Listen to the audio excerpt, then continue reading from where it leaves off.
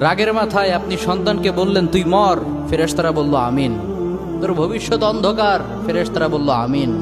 রেগে মেগে আপনি আপনার মেয়েকে বললেন জীবনেও তোর কপালে স্বামীর ভাত জুটবে না, ফেরেশতারা আবারও বলল আমিন। আচ্ছা, আপনি না সেই ব্যক্তি যে তার নিজের জীবনের চাইতেও সন্তানকে বেশি ভালোবাসেন?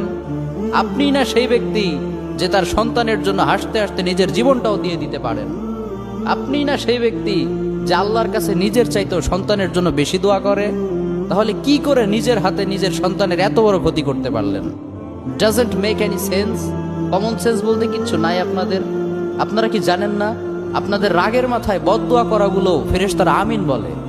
দাওয়াতুল ওয়ালিদ আলা ওয়ালাদি, বাবা মা তার সন্তানের জন্য যেই দোয়া করে সেটা ভালো হোক কিংবা বদদোয়া হোক, আল্লাহ সেটাই কবুল করে নেয়।